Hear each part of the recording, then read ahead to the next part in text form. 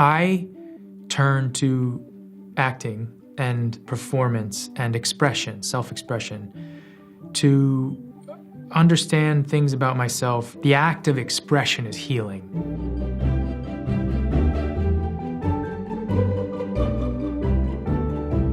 Hi, my name is Jake Gyllenhaal, and this is the timeline of my career.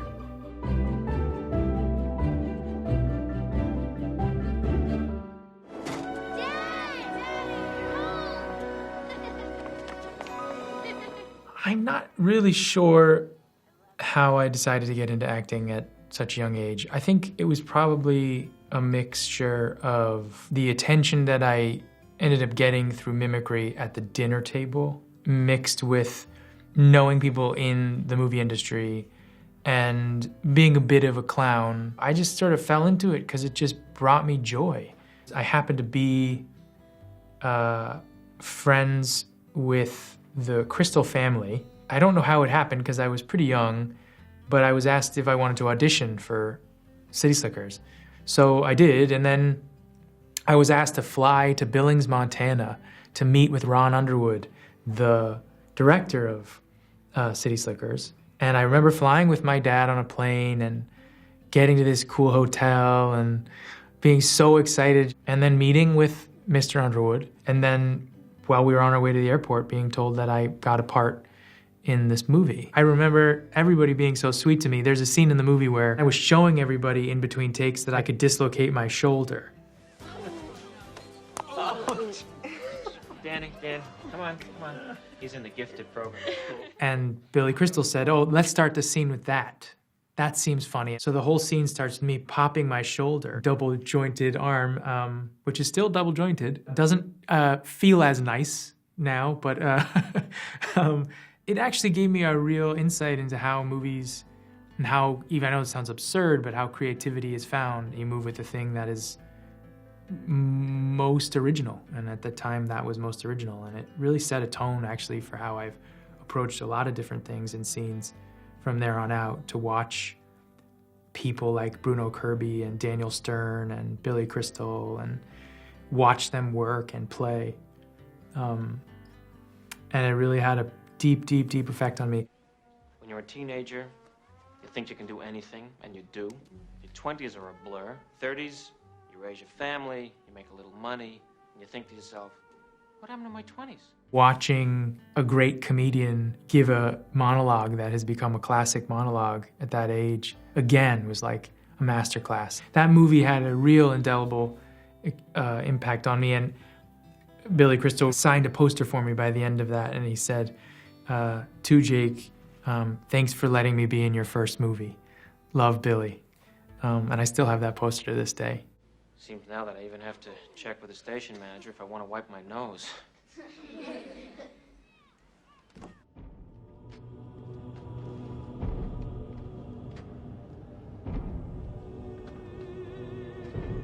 Donnie Darko was my first movie that anyone sort of offered to me without an audition. I remember finishing the script of Donnie Darko. I closed it and I went, I don't know if I want to meet with this person. I wonder what they're like.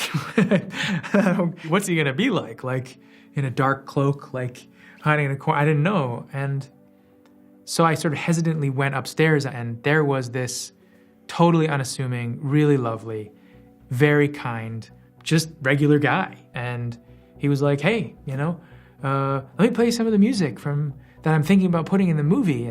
And we really want to make this. And I was like, oh, this guy's so nice. And the next day he offered me the movie. And so began what I would consider to be one of the most powerful experiences I've had in making a film. When I look at the cast of that movie now, when I look at what they've all done, where they've all gone, what they've all created, who they were at that time, it's just incredible. And it's the only time up until now, or hopefully a different soon, maybe a change, that I've acted with my sister. Anyway, I'm not gonna squeeze one out until I'm like 30. Will you still be working at the Yarn Barn? Because I hear that's a really great place to raise children. That's really funny. I think that's a movie about the unconscious, you know? It's a movie about the power of the unconscious and the power of growing up and what that means. And it's a thing that I think we don't give enough, I think, love and empathy and respect to that journey. There have been movies that have been made that have, but it's just one of them. The complications, the pain, the struggle of what it feels like to grow up. And why it struck me was that at the time, there were all these sort of high school films coming out that were all about, you know, your typical experience.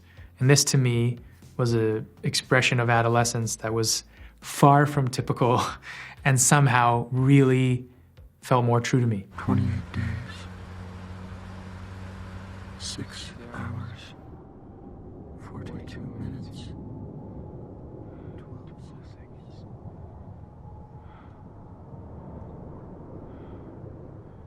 Going home. And inevitably, the end of that movie will bring up and has brought up so many different questions. And to me, that's a really successful story. My desire for a full stop, ending, resolution is intense. I love it. But I think in the end, what feels most true is the question mark. And so Donnie Darko is that. And I just like that it's a movie that messes with you a bit, you know? And I think because it does, it has stood the test of time.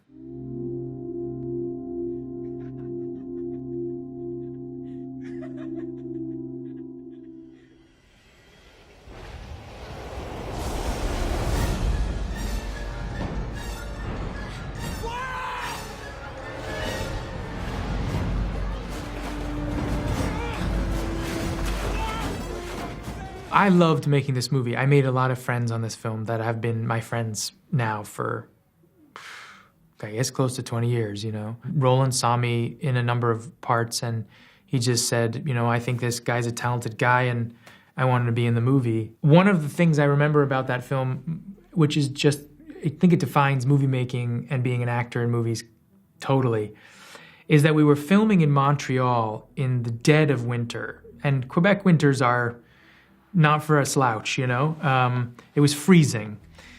And yet we were shooting on a stage, massive stage, that was heated to 80 degrees.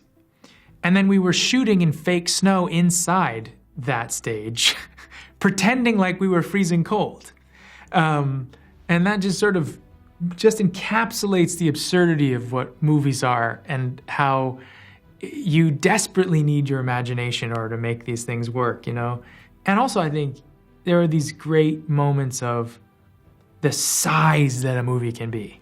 Like the grand nature of making movies that is just so beautiful. And I remember walking on set and there being the front steps of the New York Public Library on a stage in Montreal. And a water tank the size of, I don't even know, it was just a massive water tank with cars submerged to like up to their windows and 1,000 extras and, you know, a machine that could make a fake tsunami. And I thought, this is just the best job.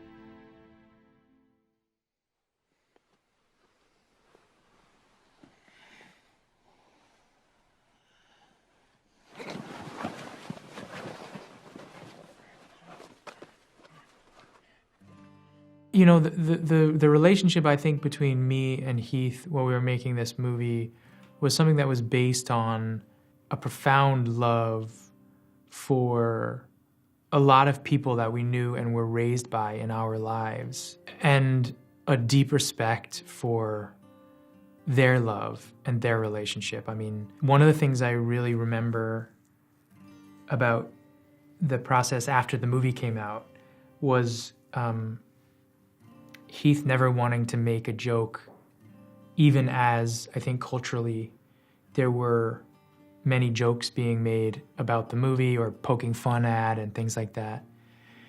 And his consummate devotion to how serious and important the relationship between these two characters was. It showed me, I think, how devoted he was as an actor and how devoted he was, and we both were, to the story in the movie. And for us, the experience of the movie, I can say, was a really deep and fun one. We spent 3 weeks shooting, waking up in the morning, making everyone coffee, and then eating a little breakfast and walking to work. It's a technique of movie making that I wish we did more of, you know, where we all just powwowed and lived together in a space. I wish I knew how to quit you. Why don't you just let me be, huh?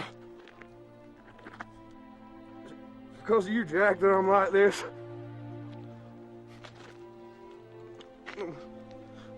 Nothing. I'm nowhere. Oh.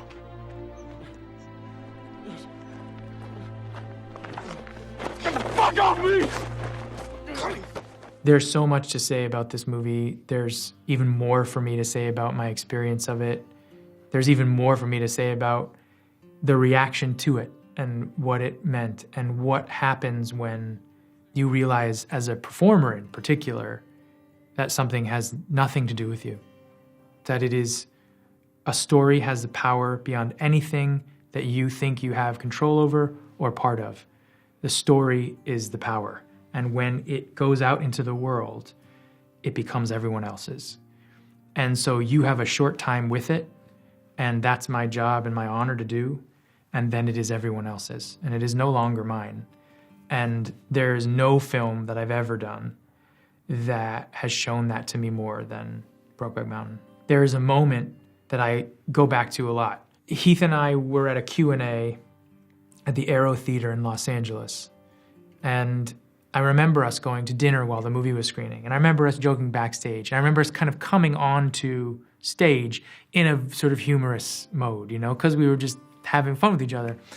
And we sat down, the lights came up, and a man stood up, and the movie had been out for a week and a half. And he said, "I just want to say, this is my 11th time seeing this movie. And I can't stop watching it. And I just want to thank you all for making it." And I thought, 11 times in 10 days. And I remember that sort of, again, the wash of that over us. We're joking and we're poking fun at each other before we go on. And then the profound realization of the profundity of this thing washed over us. It happens constantly to this day, and it's like, I can't really express how proud I am of it. What if you and me had a little ranch somewhere, a little cow and calf operation? Be a sweet life. And when is it going to be finished? When you catch him? When you arrest him? Be serious. I am serious. I need to know who he is. I need to stand there. I need to look him in the eye. And I need to know that it's him. I think every movie carries with it an energy. And when there's a decision to be in the world of this world, which is, a pretty dark world, the cast, the crew, you carry that energy with you, and it's a trying, intense story. One that, really took its toll on many people's lives, literally, quite literally, through the journey of the Zodiac Killer, and then afterwards in trying to search for this person. And I think for me, that energy was very intense. But also I think, David Fincher is incredible. And his movies are some of the best ever made. There was a focus and intention that I'd never experienced before, but also because we were working one of the first films that was really shot fully on digital. So he was in the process of making a film with a whole nother technique and a whole nother process, and dealing with so many imperfections in that process and trying to hone them in. So for a very detail-oriented filmmaker, as you're working with a new medium, though he had worked with it before, but to make a feature film with it, you know, there was a lot of trial and error. That was the film where I met the incomparable and extraordinary Robert Downey Jr. Have you considered the water theory? What? Geographically, every attack takes place near a body of water This or is your water water-based theory. name. Lake Berryessa, Blue Rock Springs, Lake Herman. Washington and Cherry? You think? No. I found myself sitting there sometimes like in awe of the actors that I was working with, just watching them work. Dave, just one thing. Is it true they got a print off the cap? Yeah, I got a partial in blood. But that is not for publication. Oh, hey, come on. Hey, it's me. Did he say they got a print? Partial. I was lucky that I was playing an observer. And it was just one of those, I mean, it's just it was another incredible experience, one where I learned a lot about filmmaking as a director's medium, and it is all about their vision, and you service that vision. And I know that, and I saw that and learned that on that film. Can I help you? No.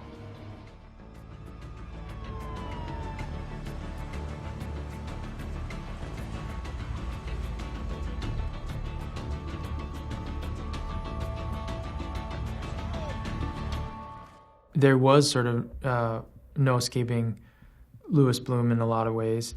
I've been searching for techniques. I spent a lot of time in the process of making films looking for how to act and how to do it, and if there was one way. And I totally immersed myself in Lou Bloom. These are 3 wealthy white people shot and killed in their mansion, including a suburban housewife shotgunned in her bed. I know you, Nina. I know your interest and excitement in this product is greater than the amount you're offering. It was a sort of successful experiment in that. But I think I came away from it realizing, I don't know if that's the way in which I want to do it always. I don't know if that's, to me, what acting is always about. I think it was hard to shake that experience. But when you have words like that, when you have a character like that, which rarely comes along. You saw him. I can't jeopardize my company's success to retain an untrustworthy employee. You're crazy. When you have writing like that, when you have someone who has written something that's so good, you'll give everything to it because it's so rare to find. And so I was just deeply devoted to that character and that story. And yeah, the side effects of it, it's like, yeah, it takes a bit of time to shake it off. But, you know, in the end, it's just acting. You need to show initiative. There is no better way to achieve job security than by making yourself an indispensable employee. Mr. Beck is from Earth, just not yours.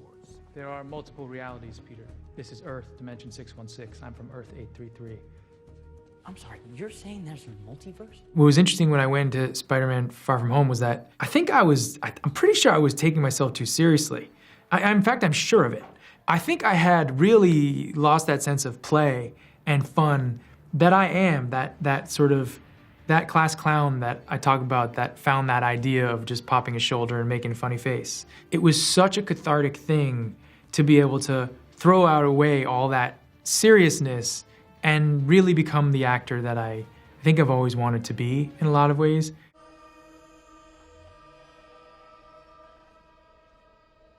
See, that wasn't so hard. Somebody get this stupid costume off me! And find the play and the fun and the gratitude that I'm here and I get to do this. And oh my God, like, it's all about the family of making a movie. It's all about the experience that you have with the people you're making that film with. And I think that we go through journeys in our life where we're, you know, finding ourselves. And in the case of Spider-Man, I think I realized, hey, you know, acting is really fun. You know, enjoy it. And the people here are fantastic. Enjoy them and enjoy the life around you, because life goes by super fast. I really am sorry.